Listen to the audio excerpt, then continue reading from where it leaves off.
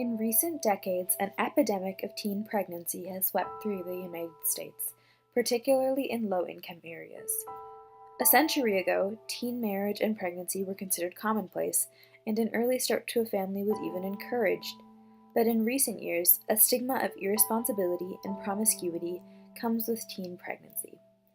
Teen moms often face harassment, accusations of being an unfit parent, and other unfair treatment by society. A recent statistic shows that about 230,000 babies were born to mothers between the ages of 15 and 19 each year. Additionally, only about 1 out of 4 teens report receiving adequate information about birth control from both home and school. Currently, 27 states still allow schools to provide abstinence-only sex education to their students. This lack of accessible information, coupled with racy advertisements and provocative media messages that often target teens, are arguably to blame for the recent surge in young unmarried mothers. Teen pregnancy can be extremely detrimental to the lives of pregnant teens. American girls cite teen pregnancy as the #1 reason that they drop out of high school. In fact, only about 50% of teen mothers earn a high school diploma. This lack of education can be extremely detrimental to job prospects, especially with a young child to support. Despite the unfortunate reality that many at-risk teens do not receive adequate sex education, organizations such as Planned Parenthood seek to assist teen mothers and provide community education so that young people can make informed decisions about sexuality and therefore reduce the number of unwanted pregnancies. This includes birth control, reduced-cost medical services, and outreach education. Although these organizations do offer abortion services, many young women are unwilling to undergo such a procedure. This can be due to moral conflicts or fear of backlash from their community. The obvious solution to the issue of teen pregnancy in America is to reduce the number of teens who lack adequate education and resources. For teen mothers, education should be provided to help them be great parents to their children as well as achieving their own dreams.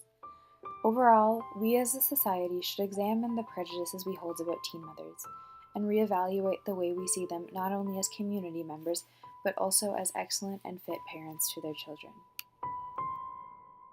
In order to better educate myself about teen mothers and the stigma that surrounds them, I reached out to several organizations and community members that are known to help young mothers.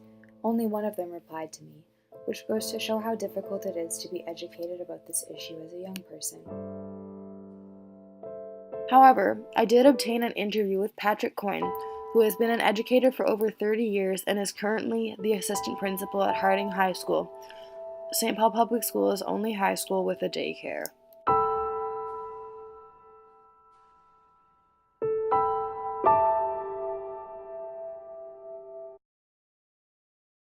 Here, the stereotypes that I see are that they're unreliable, that they are not committed, that they're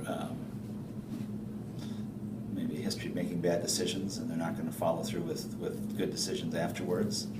And so in the case of a student's absence, I think, the stereotype is that, in the case of a teen mother's absence, the teacher or an adult might see that as well, I didn't expect much of her anyway. I didn't expect her to be here. It's only a matter of time. I don't think there's a lot of, as a stereotype, I get that response more often than anything else, is that there's not going to be a long-term commitment. There's not going to be, the ability to stick to it, to complete the course, complete the road to graduation. So I think there's a lot of lack of confidence and thus kind of lack of support for teen mothers.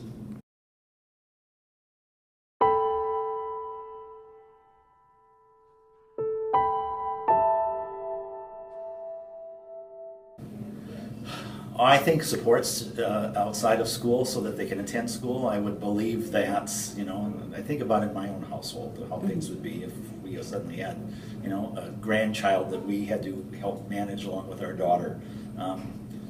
Because school's a pretty full-time commitment here, and so what do you do with the child there? schools provide daycare so that the mother can be here. It's hard to do that, but even to get them here, they need a lot of support. So I think it's outside supports. It just cannot be, it's difficult to be a parent. It's difficult to be a single parent as an adult. It's even more difficult to be a parent as a teen and single and relying on other people who may or may not have the ability to help you. So they need the biggest net of resources and supports as possible, and I think that's lacking for a lot of students there. And that's the biggest challenge they have to overcome.